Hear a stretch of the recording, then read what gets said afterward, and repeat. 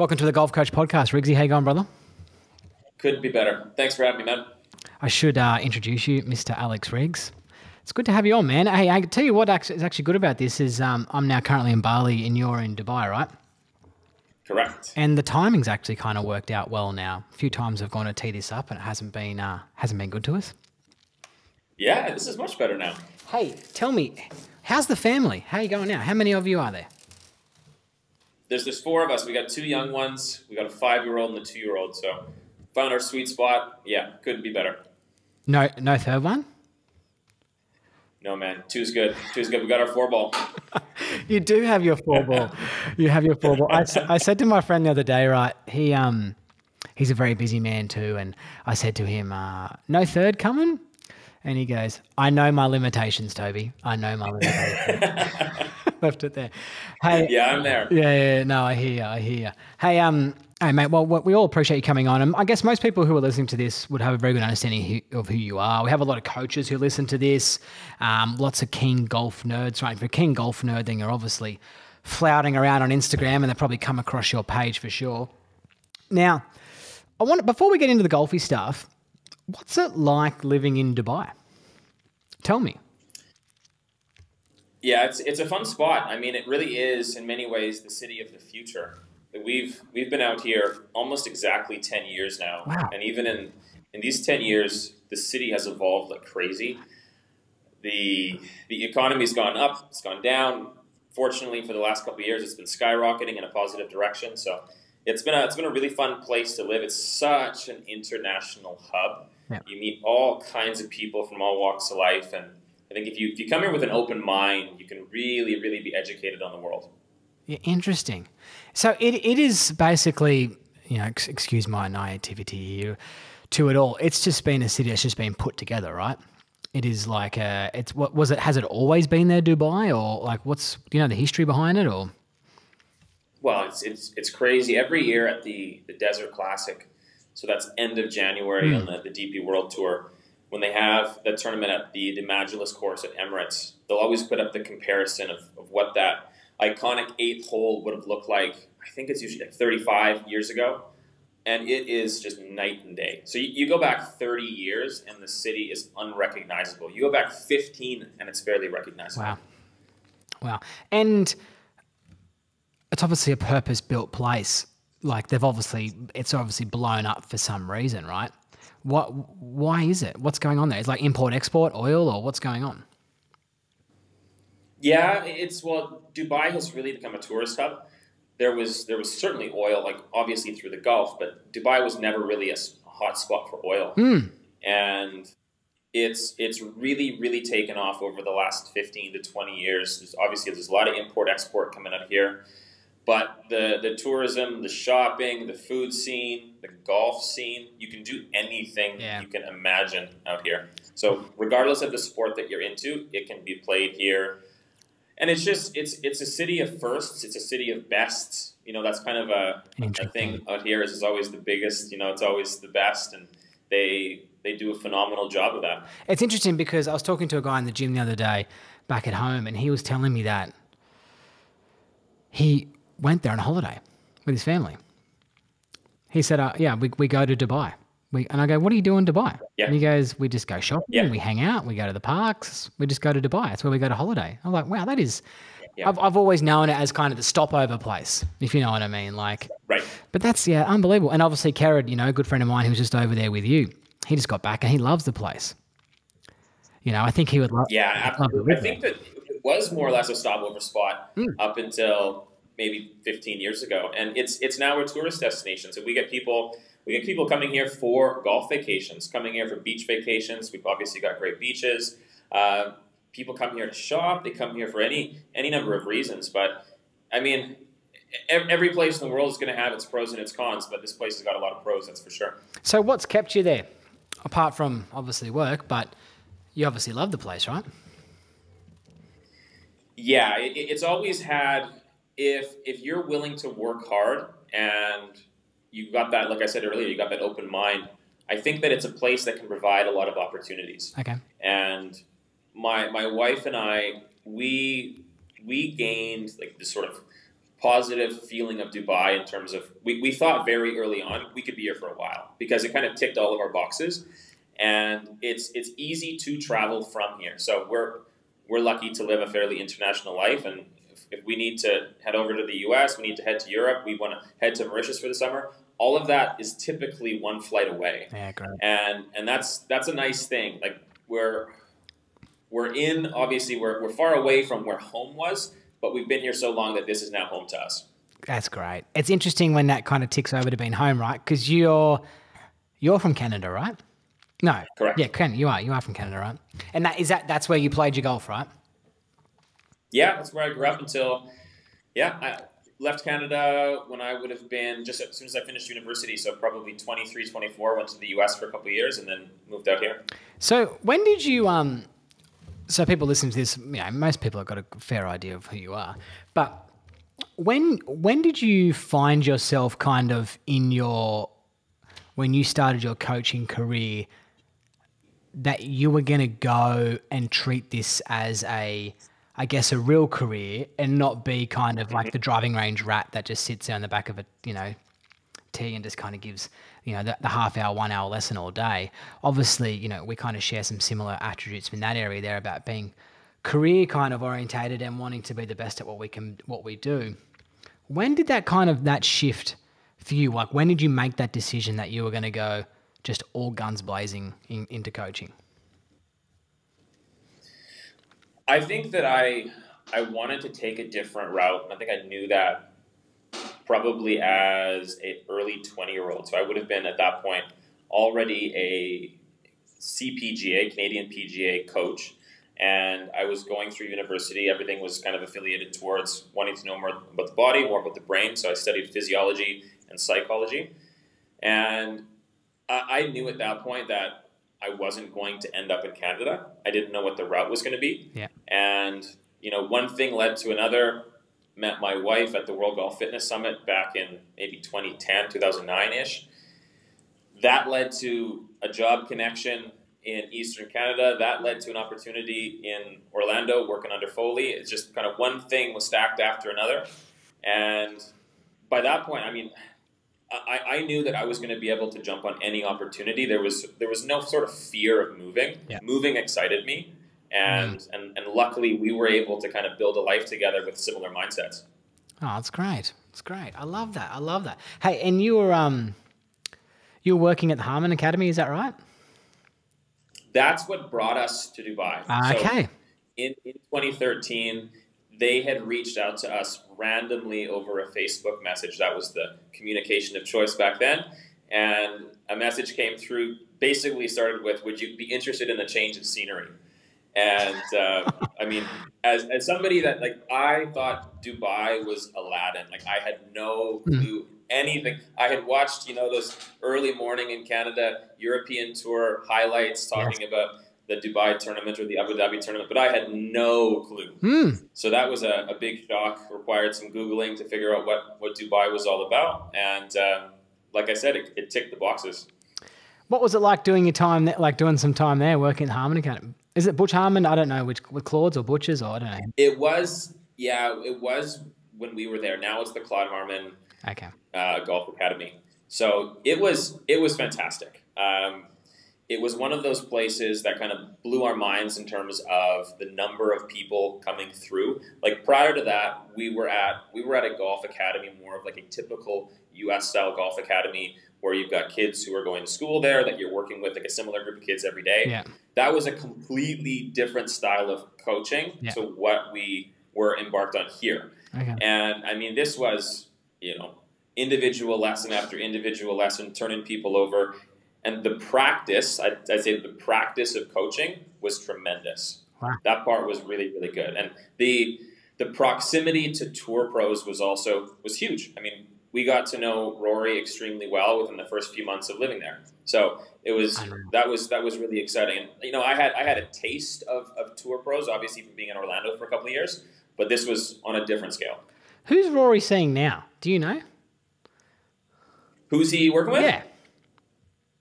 So he's always worked with the same guy, Michael Bannon. Mm-hmm. He does take on help from other people. Sees Pete Cowan from time to time, but Michael's been his coach from day one.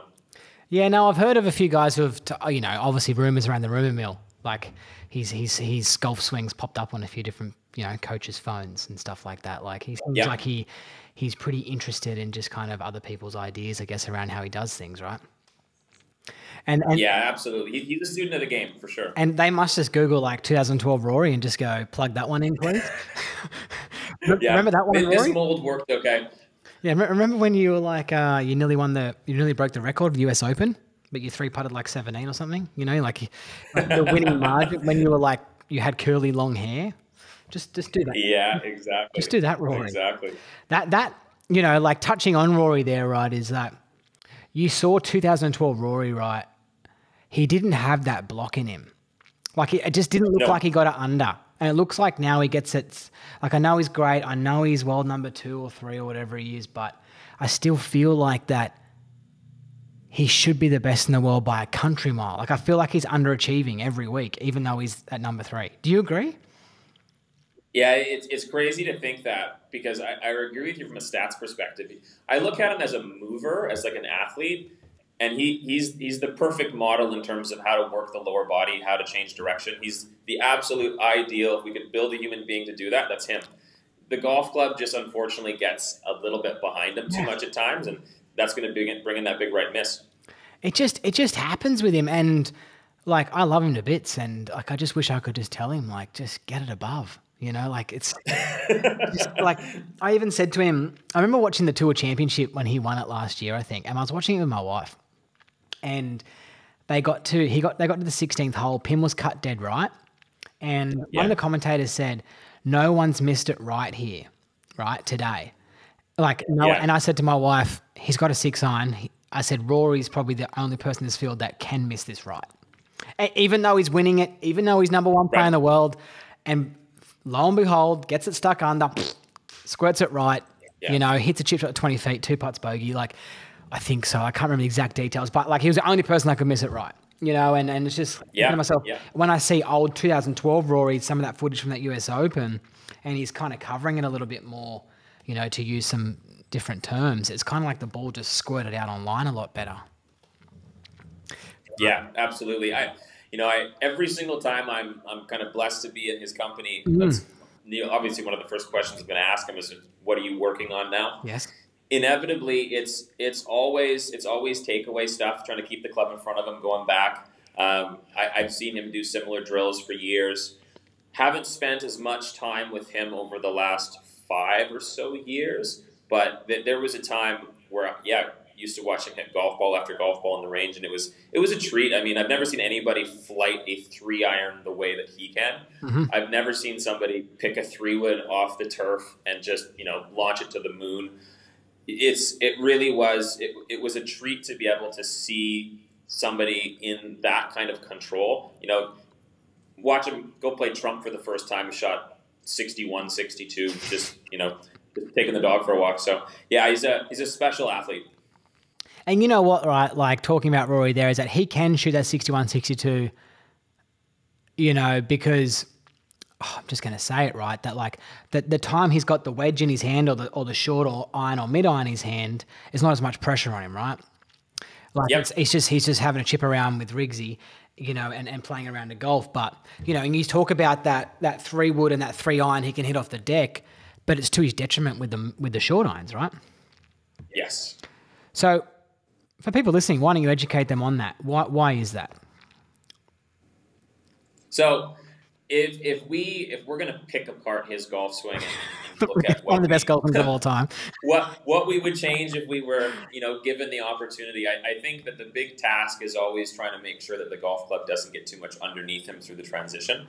His movement, where he is a very rotational mover that does have quite a bit of depth to his hand path. Yes. As he transitions and the way in which he transitions, when his hands continue to work behind him as he's changing direction, given that he's so rotational, it can happen where all of a sudden he's got that right elbow behind that shirt seam a bit too much. The club's, a few too many degrees from inside out. And at that point, as long as he doesn't flip things over, that ball is going to just come off too far right. Yeah. Yeah. And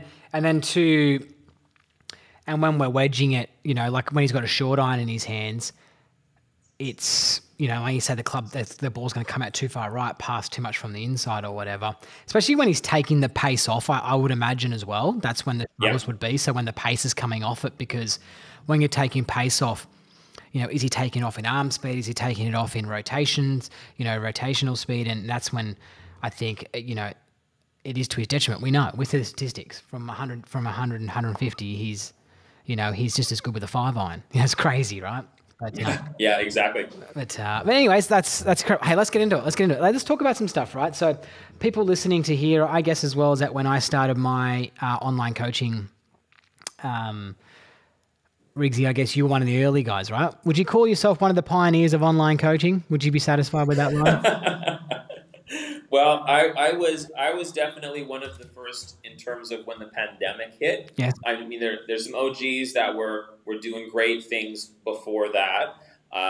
But yeah, my intro to it, I did a little bit of online coaching prior to joining Skillest, but that was really just communicating with the players that I already worked with. It wasn't as though this was like a way of attracting new students. Okay. And it was really the pandemic that it said, I'm not going to be coaching in person for the next 6 months, and I still want to keep coaching. Let's try a new avenue. Okay, interesting. So that's kind of when it really ramped up for you, right? Was just through it. But like you said though, you were doing it before then, right? But obviously not to the volume of what is happening now. But so that was basically the main reason to why you kind of you jumped into it, mainly due to the fact of not having any access to in-person coaching. But so what has that done to your model now? Like, does your day-to-day or your week, I should say, look a lot different to what it did prior to COVID then? Yeah, definitely. It's allowed me to be a lot more selective with my in-person time in a way. Yeah. That's not kind of like the primary thing that I'm doing. So I've got a lot of other things on the go, whether it's shooting videos for the online players that I work with or getting back to them with lessons. Like I kind of have my day chunked in thirds now instead of 90% being attached to in-person lessons. Yeah. And, for me personally as well, like I'm extremely attracted to online coaching. Everyone who listens to this knows about it, right? And for me, there's many, many reasons, right? And especially the clientele that I work with, because it's a different, like I just like to use the term, it's growth mindset. And I heard something the other day when someone said it's transformative coaching and not transactional coaching.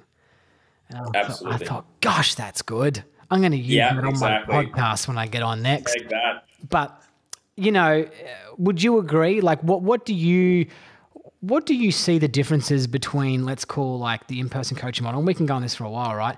The difference between the in-person coaching model and the online coaching model, and then let's touch base on the different type of students that you kind of see and who might particularly kind of take to online coaching better, if you know what I mean.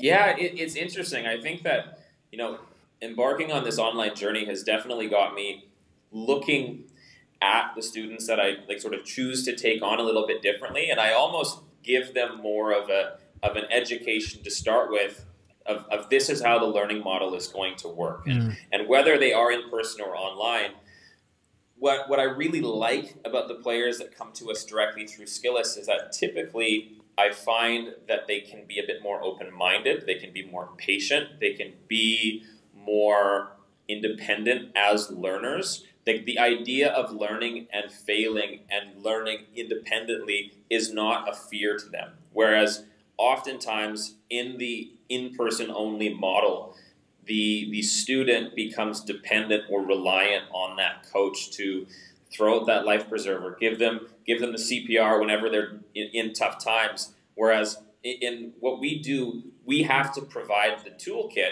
and I say have to, but this is necessary for growth, for learning. But we provide that toolkit just so that if they do find themselves in a difficult place, they know how to dig themselves out of trouble, and because of that, they're probably not going to find themselves in that spot again. It's so interesting. So when you say an independent learner, so what you're saying there is compared to, like, and you mentioned a few analogies there around the person who comes for us in person as well. I guess another way to kind of talk about that is I think people need to understand as students, right? Especially in-person students, that our role is very little in that person's success.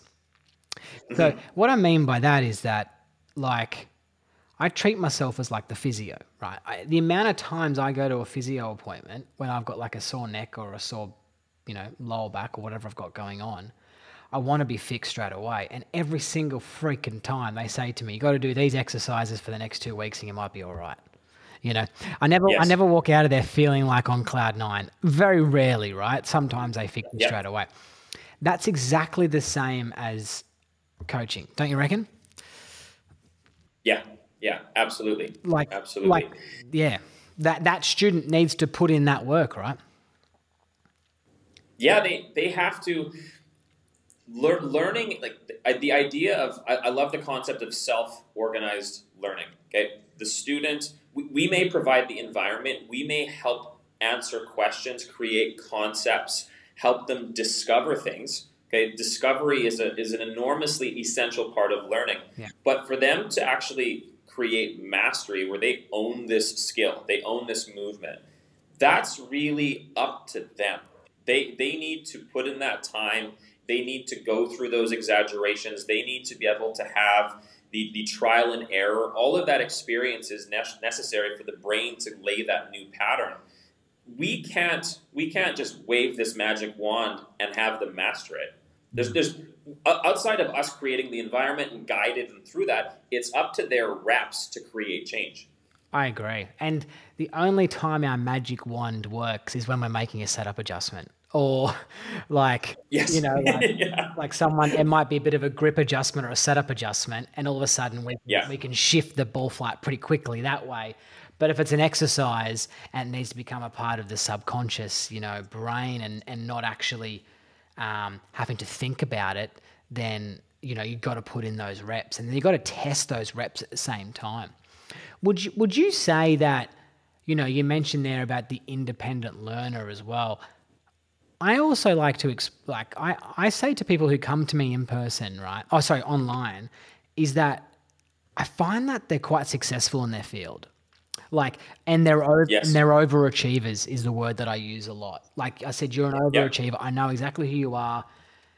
You probably think about this too much. You know what I mean? You've downloaded an app, you've got a golf coach from the other side of the country. You're obviously keen as hell on this. You're successful. I can tell by your backyard, I can tell by what's going on. I can tell by the way you look. You're in good condition. You're used to success. That's what these type of people are, Yeah. right? So if you're that type of person and you think about getting online coaching, then that's the type of person that we kind of see succeed, right? And that's to your point when you mentioned about the the learning side of things and the learning experiment. Like they know how to fail. They know failure kind of leads to success because they've probably built those platforms in their business or in their family homes or whatever, Hmm. right? So that they've kind of adapted themselves well to that. So what?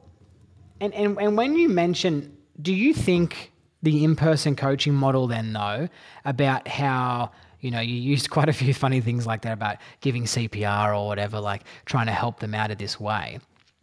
Do you think that's because that model is potentially not correct, not working properly?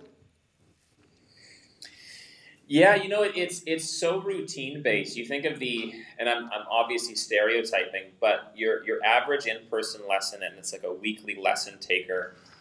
They sort of expect to be fixed is the word I would use each and every time they come in for their lesson. I don't think that the emphasis is necessarily placed on learning or growth mindset, as you said earlier.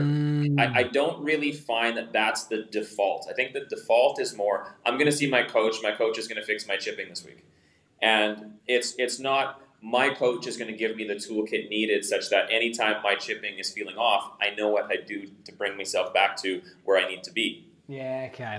That's that's very interesting. That's very interesting. And I guess as well, like when I talk about the online coaching model there, right? And before we kind of change topics here, right? But I would expect, right, when I'm doing analysis of a student of mine, and I want them to look like X at, say, top of the backswing, right? So I want their lead wrist to look like X, club to look, in this position. I would expect them when they submit a golf lesson, a lot of the time the student will say, it's not quite right, I know, because they know Yes. what to look for, and, Correct. and I go, great. I know that, I know we're trying to get that, and thank you for checking in. It should be better by now. Let's attack it this way. Let's attack it that way. Yes. And that's kind of what I'll see but that's mainly due to the fact that we've educated them on that. Not due to the fact that they've been watching fucking YouTube videos and Instagram and, someone said do this. We've kind of guided in that direction, right? Yeah. Yeah. I couldn't agree more. And maybe the onus is on us more to create the homework, to create the curriculum, to provide the whole roadmap such that they know what is expected of them. I think that's a big value that I know I do. I'm sure a lot of the coaches do when they have that initial Zoom consult with their players is what's the role of the coach? What's the role of the player? For this relationship to work as good as possible, for us to both be able to be on the same wavelength, what's needed here? And that's probably something that's not done as often in an in-person situation. Interesting. Very interesting. Hey, I'm going to change a little bit of topics here, right? I'm going to talk to you. I want to ask you this question, right? Off the cuff, right? Let's say that someone has, I've got some weird bugs flying around me here in Bali, mate. Some weird bug trying to get out of this window.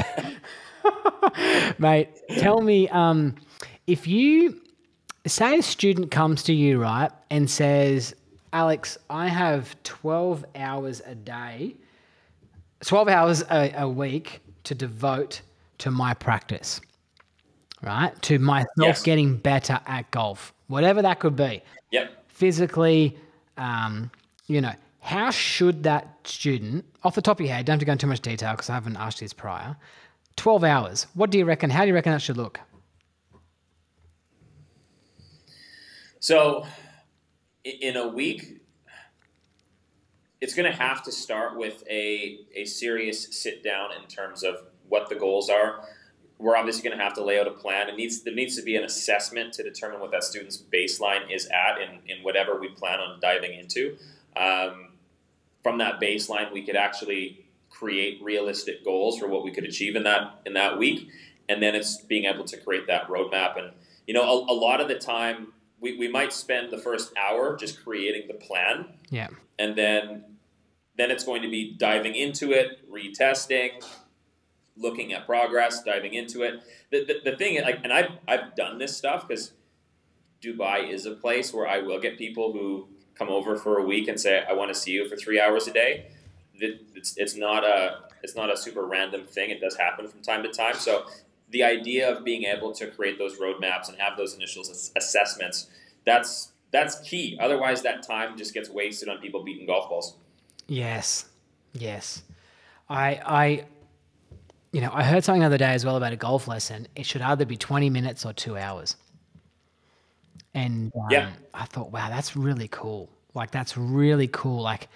Obviously you hear some stuff like that and it just sits with you for the rest of the day, right? And you just keep thinking about it, about how that means. And, 20 minutes a day, or come for a full 2-hour session and we can just cover everything. We can take the time to get through it. Is that something that you kind of agree with as well?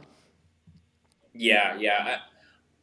I'd say I'm quite fortunate to be able to work with players in many cases for 2 to 4 hour windows. And it's such a luxury because in that case, we aren't rushed looking at the clock. We can take the time to have that proper assessment initially. We can get to work, and then we can have that conclusion where we sit down for 20 minutes or half an hour and really talk through, okay, what happens if this isn't easy? What are the steps of training? And I want to make sure that they can reiterate it or they can explain it to me in their own words, that we've captured enough proof, enough data so that they have what they need when we do depart. Interesting. And because it kind of got me thinking, because I've been looking about kind of setting up coaching experiences and stuff, for me in person, because my in-person stuff now is quite limited. And, my online coaching, is very fulfilling. I really enjoy the online coaching model. I really enjoy my Mondays and Tuesdays where I'm getting high fives from students, doing really well and succeeding, and it's good fun, right? And I'm always trying to create that same environment for my in-person kind of coaching as well at the same time. And I think those types of experiences are something where you can make a real solid change. How often do you take a student out onto the golf course? So I would a lot more frequently if the golf course were available. What I'll do is I'll take them out to the par three course. Like at our facility, we've got an 18-hole course and a par three course, and I have in many ways kind of got an open slate when it comes to the par three. So I'll do a lot there. Okay. The golf course is just the demand for rounds is just so high here. It's very difficult to get golf course access. Yeah. And when possible, I'll try to arrange time to actually go play different facilities. But yeah, I'd say most of it's par three based. I think that is the difficult thing is the time stuff. The time getting people onto a golf course is time. I heard Claude Harmon talk about he takes every single one of his first students first time plays 4 holes. Every new student. Yep. 4 holes. And I thought, man, that's pretty good. That's good. But unfortunately, my type of in-person clientele, that might not just rattle off too well and be difficult with golf course as well. The golf course I'm at is extremely busy as well. And, it's all these different types of ways where people are really ripping apart the stock standard transactional kind of type of situation going on at driving ranges. And everyone's trying to kind of well, not everyone, sorry. The good coaches are trying to push things in different directions to really try and make it, maximize the student's time. All right. Tell me about, I want to learn from you, around when you're going through a learning phase with a student, right? And there's different phases that we find ourselves in, isn't there? There's like a technical phase, there's a performance phase, there's different types of these types of phase. When someone's going through kind of a technical phase, right, or whatnot, talk to me about, how do you manage that student's expectations, and how long will you do you put time limits on how you expect something to start working by a certain time? Like if someone's been banging on something for too long and you're like, man, I thought this should have been working by now and it's not working. Like how do you go about managing that side of things? I wouldn't say that I put time restraints on it. But I would say I have a bit of a mental clock in terms of if somebody still is struggling to show what I'm expecting.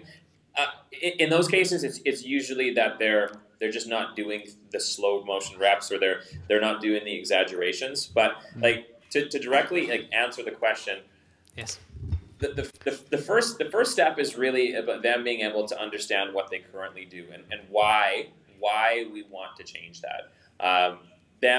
You take the simple example of the player who has the cupped left wrist at the top and comes over the top. Them understanding the wrist's influence on the face and what the demands are typically going to then create in terms of that transition.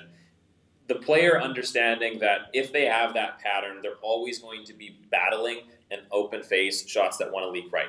So that's where they're at now. Okay, so they need to be able to understand where they're at. They need to understand theory behind what needs to be different. So kind of what the objective is, what we want it to look like.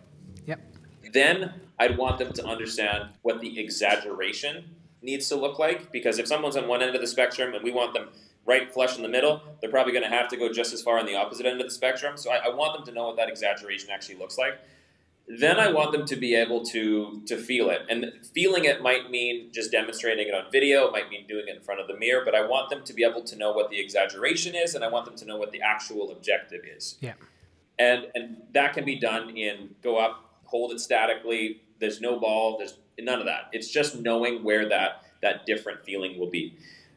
Then it's about slow motion repetitions. And I want somebody to be able to execute it initially on videos. That I always say, you want the proof. You want the proof that you can do this. So first get the proof that you can do it with a pause. Go up, pause, check it, then go through. No golf ball. Okay. Then do the next thing. Okay. Up and through with no pause, but you can slow down the transition. Again, no golf ball. Once they can do that, then I might bring in a golf ball off a tee. Okay.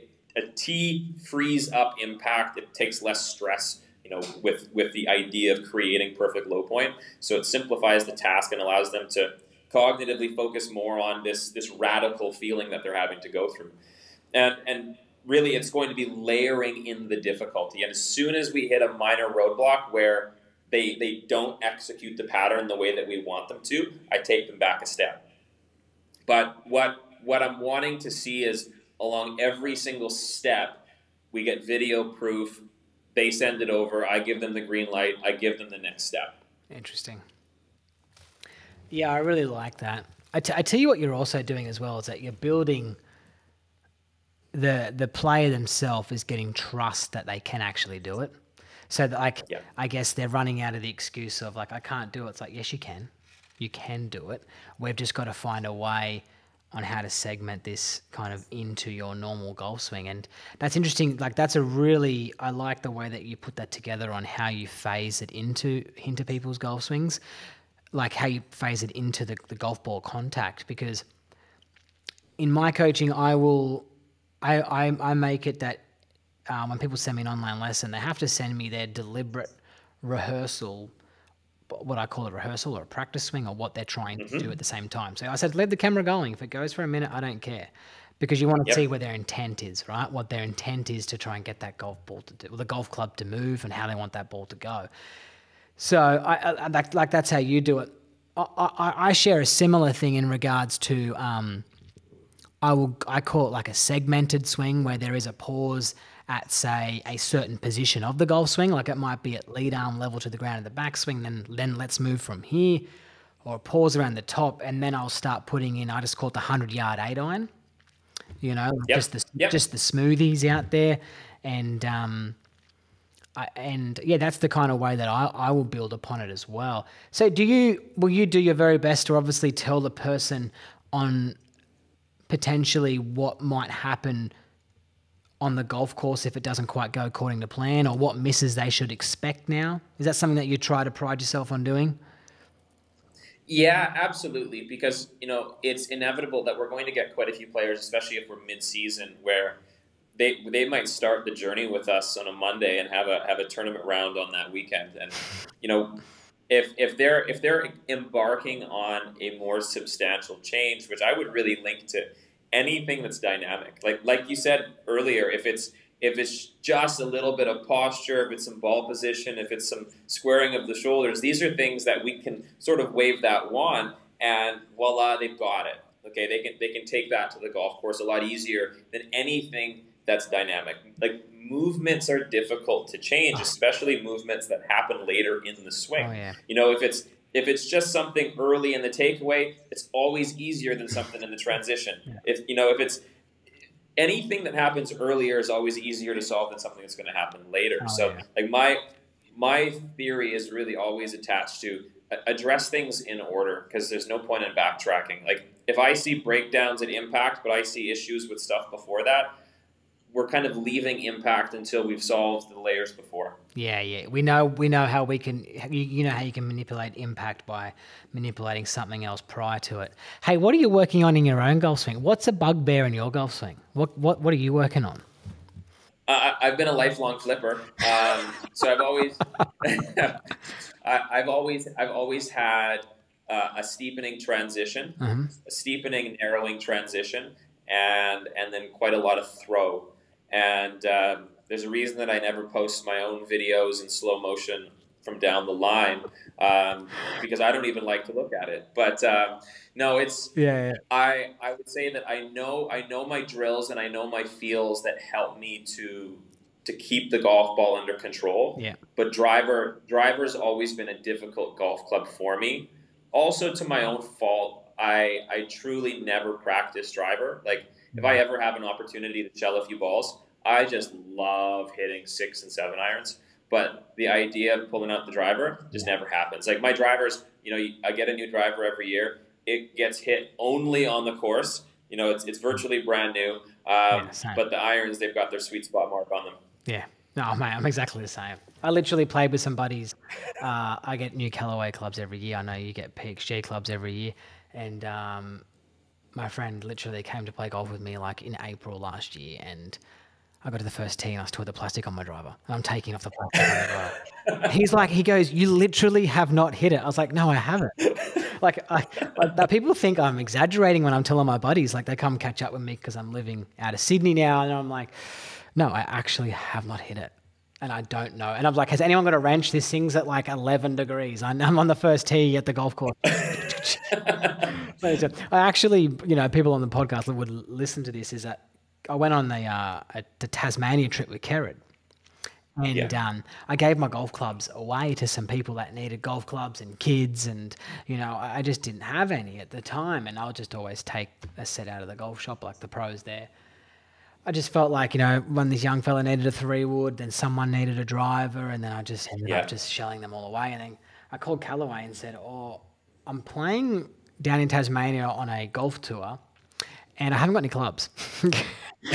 So I got fitted on the Friday, picked them up on the Monday, and played Peninsula Kingswood on the first tee down in Victoria, beautiful golf course. And I literally drove past the Callaway factory on the way there in a hire car, drove in, picked up my clubs in the boxes, got to the first tee, taken them out of the box. All these Callaway Rogues, Apex irons. I mean, this is beautiful. And then first round of golf, and I haven't hit them since. Crazy. That's too good. I know. That's too good. I know. It's a weird story, isn't it? People take video on me on the first tee. Alrighty. Anyways, tell me. All right. So that's interesting around that setting expectations for learning, right? I like the way that you really piece the puzzle for someone to try and learn that and are you really staunch on that too, about the way that you process that? Because I feel like I am too, Alex, because I've seen too many people fail. I must end every single one of my skillless messages. Like we've both given thousands and thousands and thousands of lessons. I write a message at the bottom every single time. No more than 80% speed. Like like I'm so staunch because I've seen people fail and fail and fail. Like if you're teaching anyone a new thing, if you're teaching a new apprentice at your new work on how to do something or a child, like slow down and just concentrate and stay conscious and just take your time before you start building in speed and trying to find more, right? So you pretty staunch on the way that you segment that into people? Oh, I'm so strict. I'm so strict on ensuring that they understand the value of slowing things down. I mean, motor learning requires it. If we're going to learn a new movement pattern, that's what we're trying to do. We can't do that at speed. If we do it at speed, we're just going to stick with our default way of doing it. And, we're just spinning our tires. So to make changes, we got to slow things down. And I'm super, super strict on making sure that I convey that. I'd say the other thing kind of in tune with this idea of the understanding learning is, man, I try as hard as I possibly can to take myself out of the equation and just put myself in their shoes and go, okay, where did they start? What are they probably struggling with as a field? Like, what are the correlations? If they came from this pattern, why is this going to be a little bit trickier? And in a way, we're having to put these cloaks on of all these students that we work with. But I think that if we can own that sympathy or empathy, however we want to term it, that's what's going to make this collaboration really work. Yeah, I love that. I love that you're putting yourself in their shoes as well. Like that's a really good way of kind of looking at it. And to talk about that slow stuff as well, right? That slow speed. I remember one time when I was working at Sydney Olympic Park and Usain Bolt was training at the racetrack and at the venue there, and I got to watch him. I got my donuts, Krispy Kreme donuts, and a cup of coffee, and I thought I'm gonna sit here and watch him just fucking sprint, and he never did. He did all his exercises, high knees and all this type of stuff, and I'm like, go, go, go, go, go. I never got it. I had my stopwatch ready to kind of time him, and he was learning. Obviously, he's the fastest man on the planet at the time, and he was working through his paces super slow, and just being deliberate. So that kind of let's shift gears there, right? So you've given a lot of golf lessons to a lot of high-profile people, right? And I'm a big cricket fan, and I saw you giving them to Brian Lara You know, I love Brian Lara. Yeah. He's the man. He's the man. Like I'm Australian, right? So I'm mad into it. Okay. I've been watching Australia play India, 5-day tests. Like I'm just mad for it. But anyways, apart from Brian Lara, have you, before I ask you the next person, you know who it's going to be, but tell me, have you ever been nervous giving a golf lesson to someone who's been high profile at all? Yeah, for sure, for sure. I have been extremely fortunate to work with many athletes, many kind of top athletes in other sports. The funny thing is with like my first lesson with Brian, or I've been lucky to coach, Dwight York as an example, Yes. Manchester United star. These guys, I truly had no idea who they were before I was coaching them. Yeah, well, you're Canadian, right? You're not going to know. It's soccer player, and correct. cricket And player. in a way, that probably takes a little bit of the edge off. Yeah. With a few of the others, which I'm sure we're going to get into soon here, I obviously knew very well who they were, and then you get those natural butterflies of, I wonder how this vibe is going to go. It's never. We've coached so many lessons. The idea of being able to understand what they're struggling with and attach it to what they need, that part's really simple. Yeah. Okay, a player's missing it right. They have an open club face. We know the solutions. It's more so, is this guy going to be someone who's like enjoyable to spend time with? Are we going to mesh really well in terms of personalities? And that's the stuff that you really never know going into it. But man, I've been lucky, and these guys are typically absolute gems.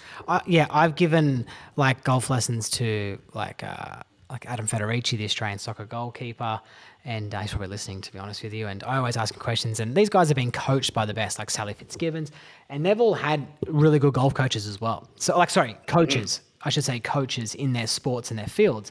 And I love listening to good coaches speak, not just golf coaches, like coaches, right? People who are expert in dealing with people. And so that kind of is something to me that's literally intriguing, because these guys have hung out with, the best of the best, and they're coming to get a golf lesson off you. So that kind of is what plays on my mind just a little bit. But tell me how it eventuated you coaching Steph Curry. What happens there? How's that go down? That was through Instagram. So he started following me. I think this was near Christmas time, a couple of years back. Yeah. And so obviously I got the notification and thought it was a bot initially, until I saw it was his verified account. Had a good laugh about that. And I think the next day we got connected through messages, and he noticed that I was wearing some of his stuff, because I've been an Under Armour guy for a while. And we hit it off right away. And he started sending me his videos. We were communicating that way for a while.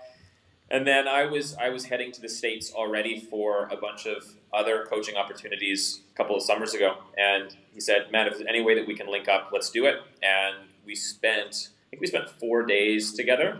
And yeah, it is absolutely not shocking whatsoever why he is as elite as he is. He's just a brilliant learner. He's so attentive. He's so patient. He's so focused on wanting to know more, but being able to concentrate on what matters. And no, he was truly a treat in terms of being able to understand what's the ideal brain of an elite athlete. And like, he's got it for sure. Wow. And that's incredible. Obviously, I'm not a close basketball follower, but I've seen obviously the highlights and some of the stuff that he's done, right? And some of the records that Golden State Warriors team went on. It was incredible, right? What they did. And he seems to be the guy that could just handle the pressure so well. Yeah. He likes that limelight. He definitely thrives under any form of pressure, whether it's a golf club in his hands or it's a basketball. Obviously, like he's got basketball in his DNA. His father played in the NBA as well. Brother plays in the NBA, so grew up with a basketball in his hands. But Steph's one of those guys where, and I've heard this from multiple people, we could give him a badminton racket, we could give him a soccer ball, you could give him a cricket bat, and he's probably playing pros. He could truly do anything. Do you put that down to his mind? I put that down. So he's definitely got the mind of an athletic genius, for sure, which is like, I mean, it would be difficult. He's also got the body. Like he's got a height 6'3" is like such a sweet spot height for athletics. Outside of if you wanted to be a racing jockey, he's too tall for that. But basically every other sport, he's too tall for to be a gymnast. But basically everything else, he's good. But he's not too tall. Like if he was 6'9", 7-footer, it's tricky to become a golfer at that type of stature. But at 6'3", I think that's a sweet spot to being able to have leverage, but being also close enough to the ground that you can kind of be aware of where that golf ball is and have a little bit more of that sensory touch that he does have. So tell me, what's he play off? What's his handicap? Is he about scratch? He's a legit scratch. He's a legit scratch. Like I've seen him shoot under par at the top courses. Great. And what's his miss? So miss would be primarily off the tee. Typically a bit more of a block miss, but his wedges, up until I'd say last summer, he had some issues with inside of 100, with kind of knowing what wedge shots to hit, and that was our focus last summer, was just making sure that he was comfortable hitting percentage shots, knowing how to flight it, knowing how to hit soft floaters if he was trying to get back to tight pins, just giving him a little bit more of a toolbox when it came to shots inside of 100. But I'd say now, interestingly enough, like we talked a lot about relating his ability to judge distances over three-pointers to wedge play. Because, I mean, the way that I termed it to him, I said, you're the best in the world at athletic depth perception. Yes. Like somebody who can basically get any point on a basketball court and know the effort that he needed to provide to that ball on the arc, spin, everything, just to, perfect shots. No one can do it like him. So there's something, I don't know, something in the brain that is virtually perfect at understanding depth perception. It's like, give him a wedge, tune into that same pathway, and he's going to figure this stuff out. Crazy, isn't it? Like, you watch those guys shoot, and like just how minimal time they have, Riggsy. Like, they literally just have, like, they don't even look. Like, you see them catch that ball, like they get the ball, boom, got it. They've jumped, they're in the air. Like, I swear they don't look until the very last second. Yeah. It is phenomenal. Like, the differences between that and hitting a golf shot where you've got like 10 minutes to look, it's just insane, right? So what was it like? Because obviously spending that much time with someone as well, and I'm very selective, I guess, with the wording that I use and how much information I portray to the student where it becomes too much. I always say to someone like, I tell you the first one thing, you remember it really well. I tell you two things, you start forgetting the first thing a little bit. I tell you three things, you're really starting to forget the first thing, And then, so I'm very careful and selective in the type of wording I use and how I coach, right? Because I used to be this guy that wanted to offer so much value and just information overload the shit out of everyone, which when it was completely unnecessary. What was it like with Steph? Did you feel comfortable just kind of dumping a lot of information on him, or how did you do that? No, dude, I think you nailed it. And there's something that my wife and we had looked into this, I think just after our daughter was born. It was called conscious parenting. Yes. And it was really it was all about being present. And I think, like, I can tell we haven't spent a single second together in person, but you're a very conscious coach. And I mean that in the best way. And I would hope that I try to be a conscious coach where I'm selective on the words that I use, where I place the emphasis, when I choose to slow down my communication such that the student it's like if somebody gives you an email and you choose to bold certain parts of a sentence, you focus more in on that. And I want to make sure that I'm giving them enough education such that they can understand it, but I'm not overwording and I'm not going too much into the weeds such that I'm just adding confusion. I want clarity, but then I also want just a little bit of IQ. So it's conscious. I mean, and that's the stuff that obviously, like, our reps kind of give us the confidence that we probably know what to say because of how many lessons that we've given. Yeah. But I also think that's part of the initial communication with the player. With a guy like Steph, we had a conversation. I asked him, when was the last time you had to learn something in terms of technique with basketball? Because, I mean, he's at a point where he likely hasn't changed his free throw shot in a few years, right? So I asked him like, when was the last time? And he's like, yeah, it's been a while. Like they make modifications, subtle things in terms of tweaks. But I said, what was that learning process like? Like, what do you find helps you? Like, what sort of information was like? How technical did you like to go? What sort of information was beneficial to you? And I tried to get some information out of him that way, such that I can kind of tailor it to him. Yeah, interesting. And lastly, on that, you've probably been asked this. If you haven't, I'm sorry for surprising you on it. But what did you learn from him? What did you take away from him yourself? I mean, in his life, certainly time management. He is truly like an enterprise in terms of that level of fame and what surrounds his life. It's truly remarkable. He's got great people around him, and everybody around him truly enjoys his company and truly respects him. Like he's one of those like golden gems. Like we're kind of anybody that is fortunate enough to spend time with him is better because of it. That's interesting. Well, that's good to hear. It's good to hear those stories, right? And it's good to hear that about someone like that, you know, and it's because it would be very, very challenging being that famous and that good at something. Oh, man. Being that good at something would be so challenging because to be so humble at the same time. Dude, we were at this is the tournament in Tahoe, the American Century, and this was like a couple days before the tournament, and just him being on the practice putting green draws a gallery. They clapped over every made putt. He's practicing his putting, and people are clapping over every made putt. So it's wild. It truly is wild. And that's interesting too, right? Like that stuff can start getting to your head. You know, like exactly. That would just start really playing on you, wouldn't it? You know, and oh mate, I was watching before some highlights of, we have rugby league here in Australia, and I love it too, right? I'm a big sport nuffy, but it was a video of a kicker kicking a goal from the sideline, right? And when he's doing that, the crowd just has free rein at whatever they can say to him. Right. And when he goes to take his kick, he has to come on that angle, and he's literally within breathing distance, right? He can smell the breath of the crowd, right? And they're just yelling at him. You've got the ball facing the wrong way. It's facing left. It's facing left. It's facing left. Screaming in his ear. And then the ball falls over and they start laughing. And then he puts the ball back on again.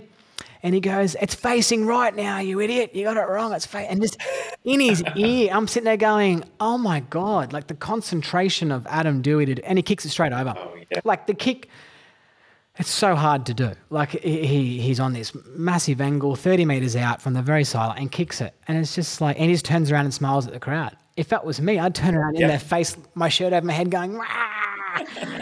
And just, yeah, anyways, just what those elite of elite can do. And I was talking to Richard Woodhouse about how, you know, people like a Rory and how they handle that pressure going down that last hole, you know, of a 70-second hole. And, you know, like even Scotty Scheffler today at the Players, and he's just hit it 500 right off the tee, right?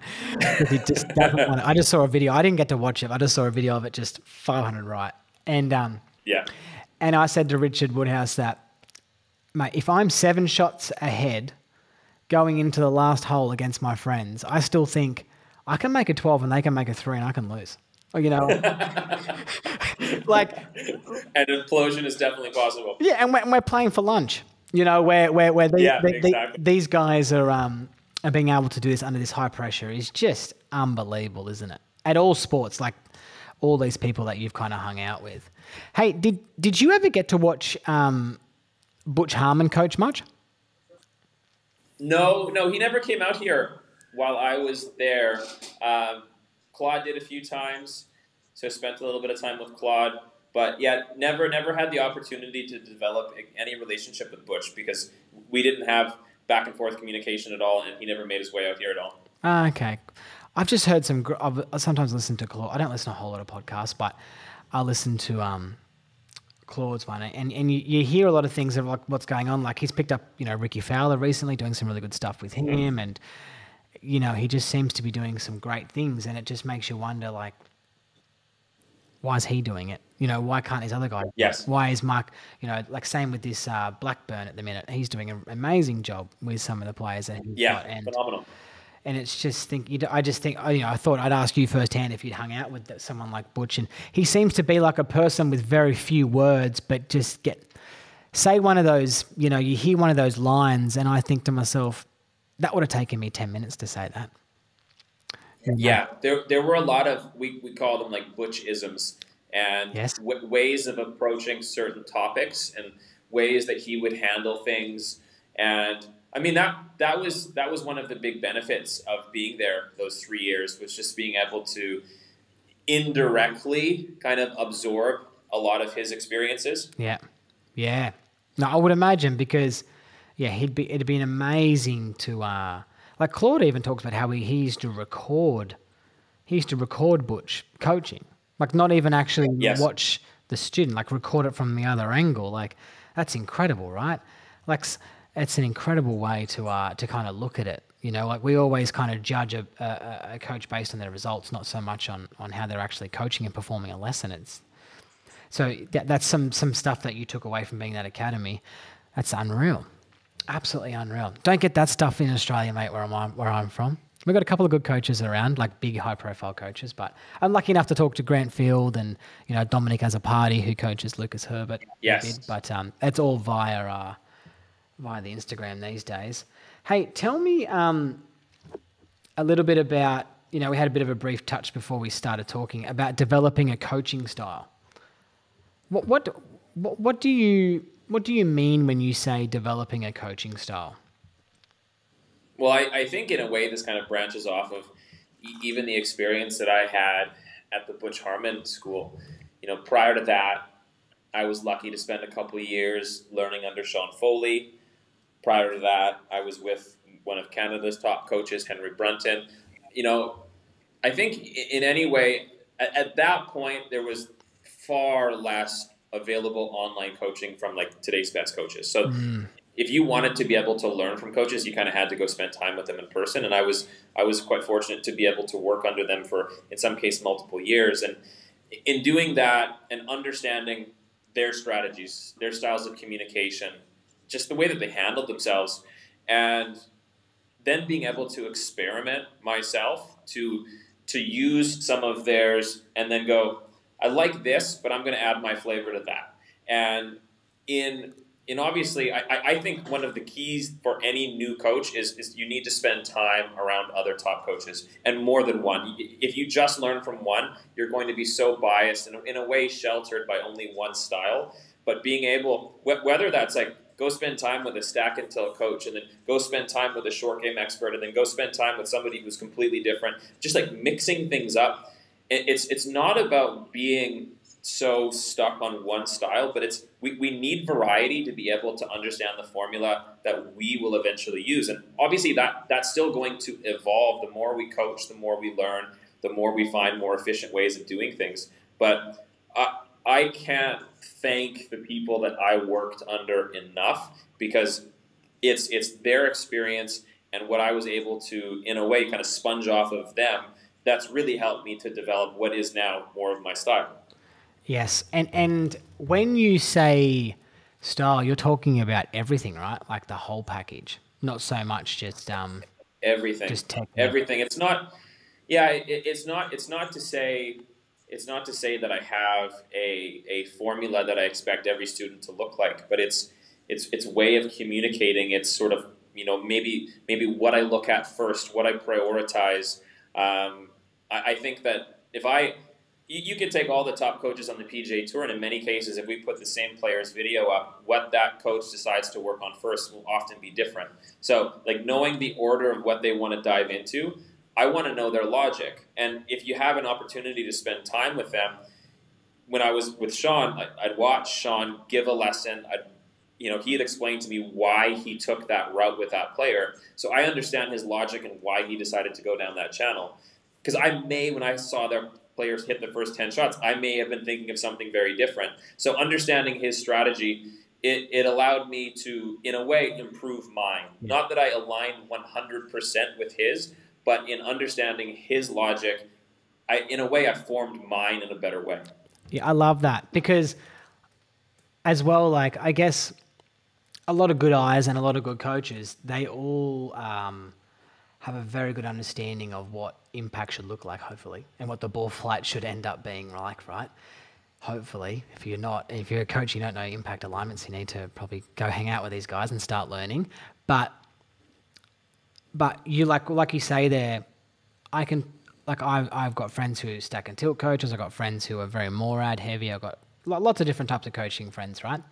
And it's funny when you talk about environment. If I hang out with one too much, I start believing them a lot and start. Yes. Right? But in saying that, right, the stack and tilt guy and the Morad guy probably has a very good understanding of what the end should look like. They're just going to get there. Yep. They're going to get there differently, right?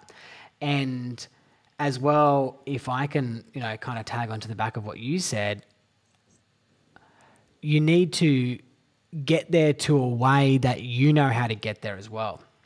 Like, yes. You know what works to get the end result, and it might not be how someone else sees it and does it really bloody good. If you know what it is, you get there the way that you know how to get there. 100% accurate. If one thing I've found is I can detect the coach that's only had one influence. Yeah.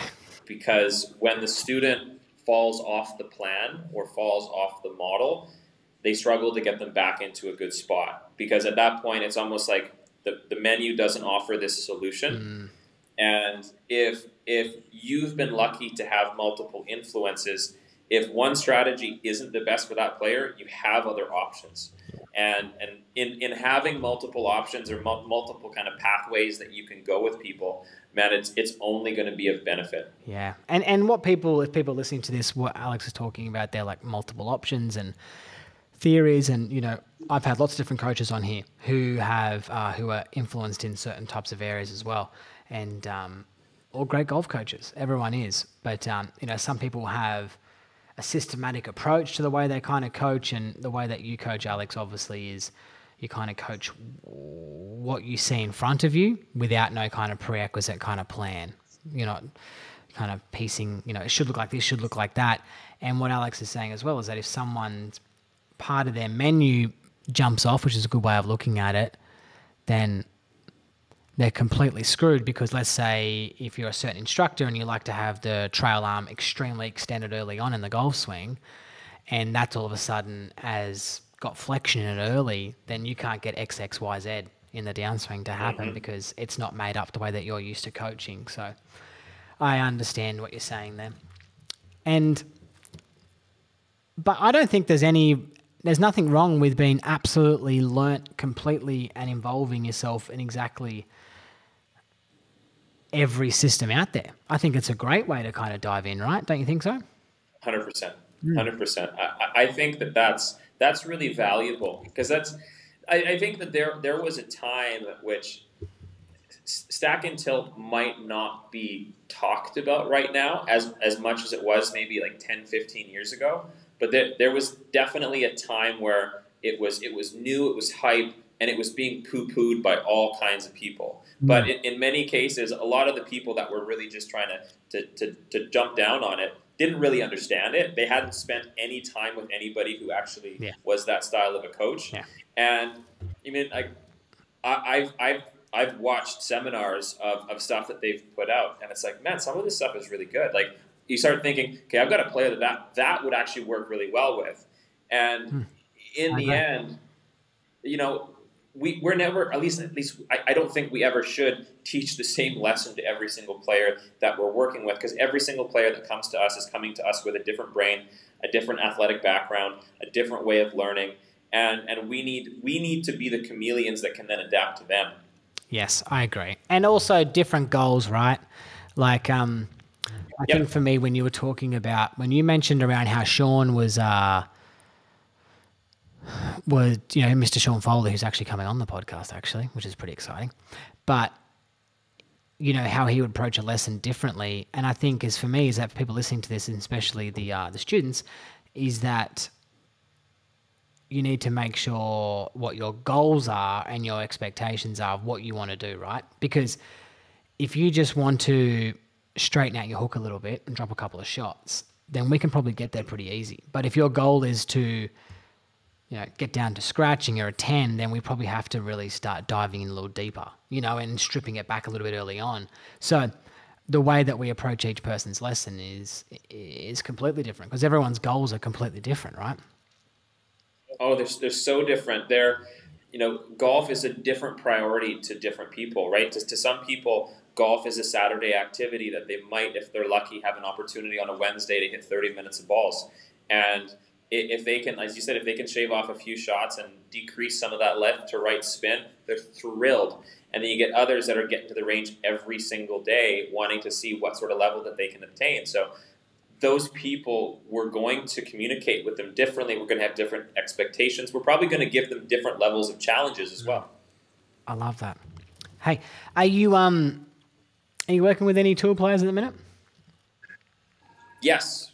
I've got a guy on DP World. I've got one on Asian Tour, Challenge Tour. A few at the moment. And you get a big buzz out of coaching those players? Yeah, I love it. I love the pressure. Obviously, them performing, the stakes are higher, right? So to be a coach on tour, obviously, with the stakes as high as they are, we have to ensure that every single T is crossed, I is dotted. We have things where we want them. Nothing can be left to random chance, nor should it be with the average golfer. But I think that when you do work with tour pros, you certainly will make sure that everything is addressed the way that it needs to. And you're sifting through such fine details with a lot of these players, like what's going to allow them to save half a shot a round or a tenth of a shot a round is often kind of where we're looking at. So it's not typically gross movement pattern changes, but rather looking into the minutia of, okay, what's the one shot that's really causing you issues? Let's solve that. And we may take 2 weeks to solve that, but let's dive into that. Yeah. And has your process with dealing with those types of players definitely changed over the last few years? Like, have you approached them differently, or have you always had a kind of similar approach to it? No, it's definitely evolved. It's definitely evolved. I mean, man, I've learned so much in even in these last few years working on Skillest and taking on more players remotely, just to understand the speed at which people naturally kind of take on new information, how to present that information. I'd say that I've been able to use a lot of the learnings from the online remote learning model and apply that to the in-person stuff. And I mean, it's been a huge benefit with those pros for sure. I tell you one thing for myself that, like, I work with a lot of good players, no one on those main tours, but on the mini tours, right? And I enjoy it, but my approach has definitely changed a lot from being quite technical based and driving range based to just being completely, everything is based around, I use the term training, and trying to identify where we need to be spending our time. Like, that to me is the biggest one. If it's working through a stats app or if it's working through physical kind of movements of what we're trying to get, like, it's getting less and less technical. Like, the technical aspect of it's fucking easy. It's like, I've got that left miss. I know how to fix that.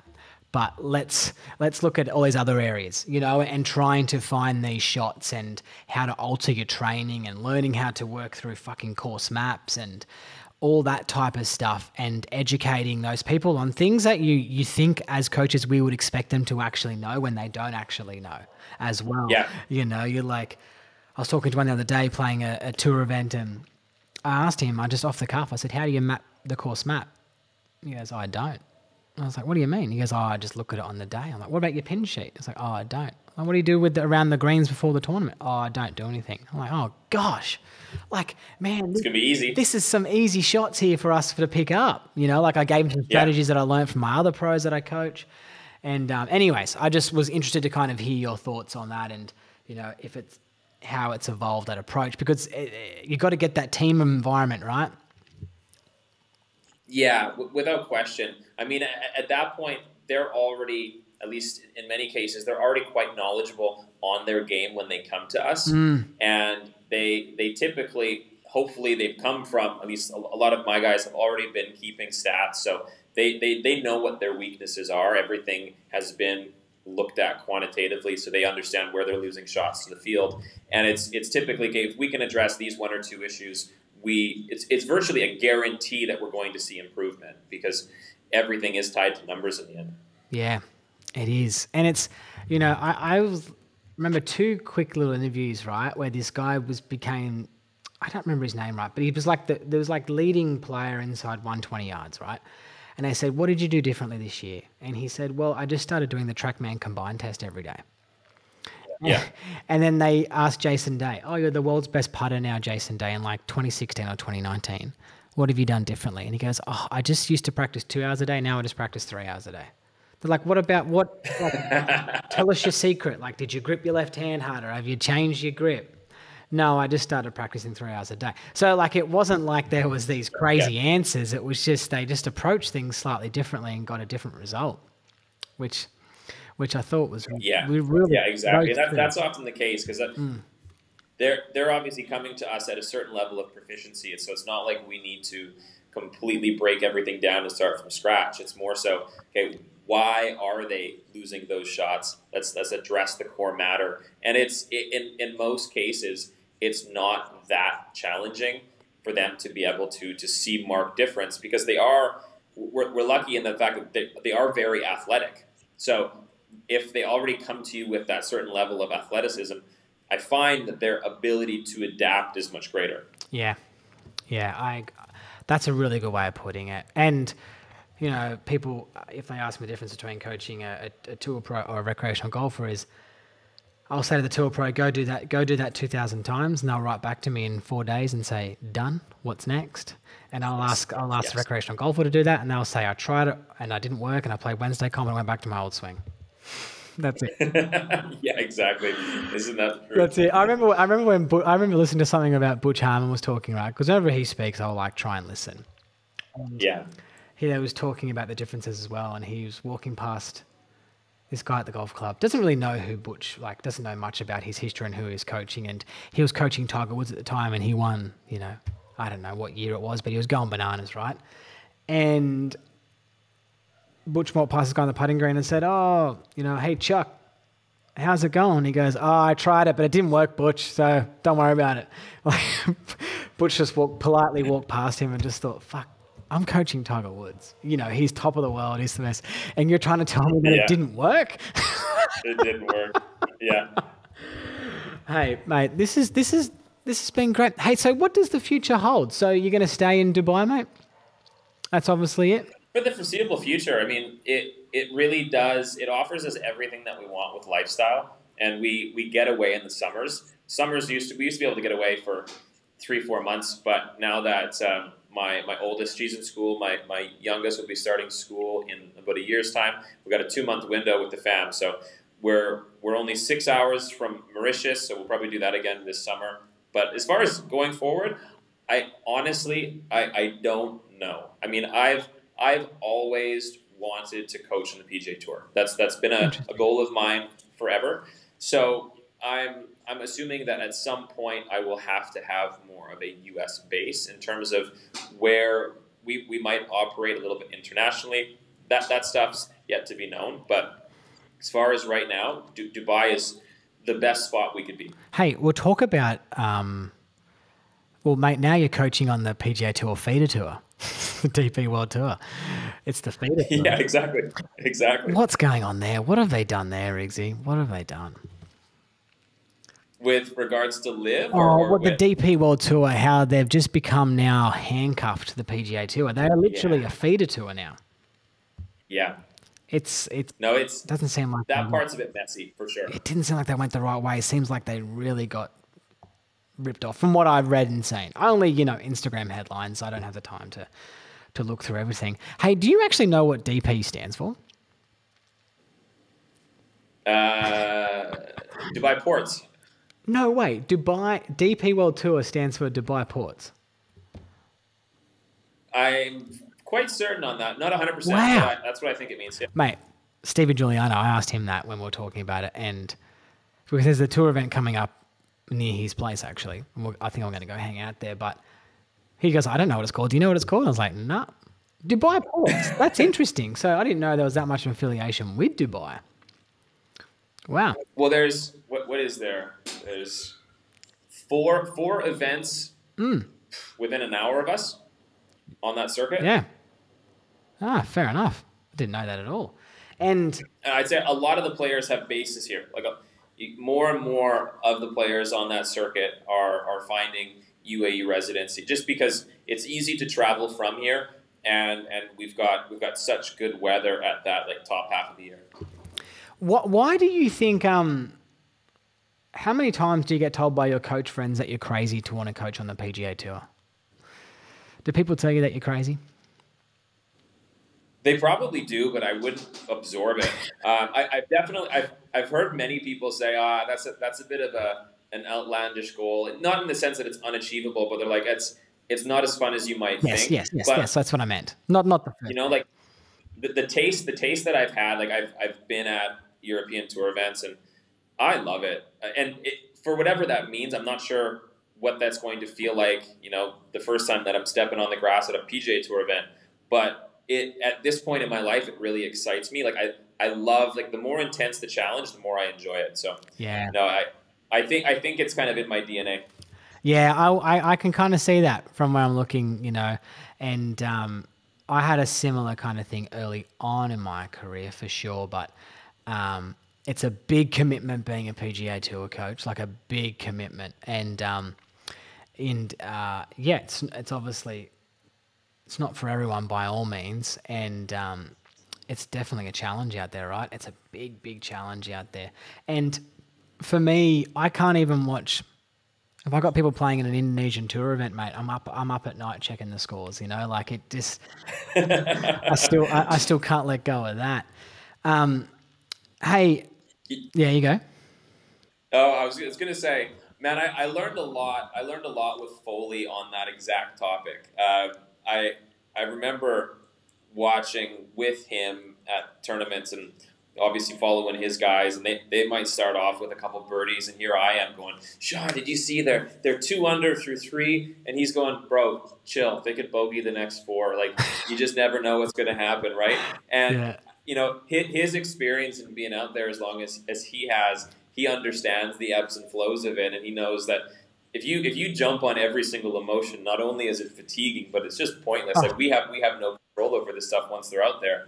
So I started to understand that, and I've had experience with players in important events, and I mean it's hard to not be at the edge of your seat because obviously you're emotionally invested in that player, and you want to do anything that you possibly can to see them succeed. But no, it's going to be fun. Matt, I can tell you, my first big one was an Asian Tour event in India, and I remember calling my wife after it, and we had a good result actually.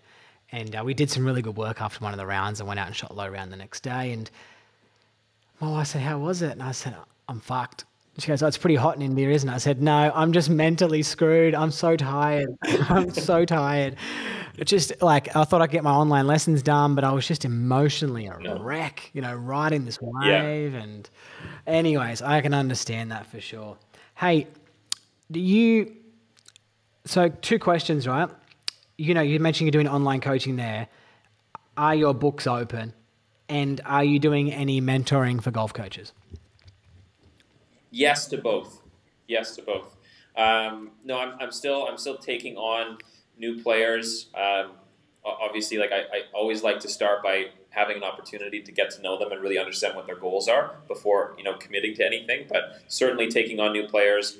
And man, I'm always open to helping coaches. I've been blessed to, have opportunities to work with some of the best coaches in the game, and the knowledge that they've shared with me, I'm eternally grateful for. So anything that I can help to kind of pass through, I'll be always open for. And how do you do that? Do you have like a Zoom call with a coach, and then just have constant communication, or how do you work through that? Exactly. Yeah.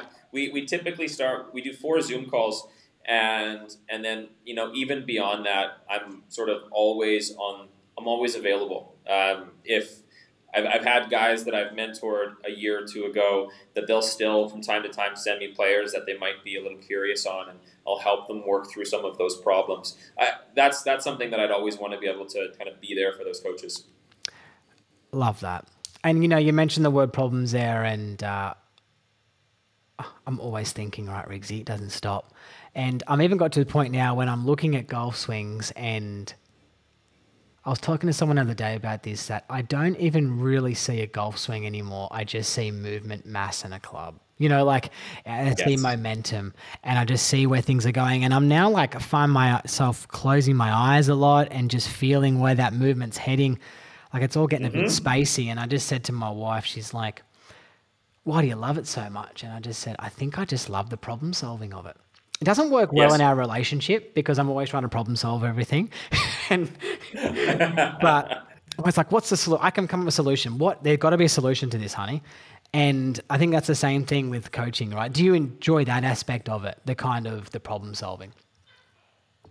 I think that's what makes us nerds at this. And nerds, I use that in a very, very good way, that we love solving the puzzle because everybody comes to us as a different entanglement of puzzle pieces that we need to be able to put together and help them to align everything such that it creates their perfect canvas. And everybody is a different puzzle, and to be good coaches, we have to have multiple strategies, and we have to be able to kind of, as you said, close your eyes and put ourselves into their situation and go, what's needed to make this work? And as you said as well, I think there's always a solution. There's always an answer. Yeah. I love getting new students and just getting stuck, just ripping in.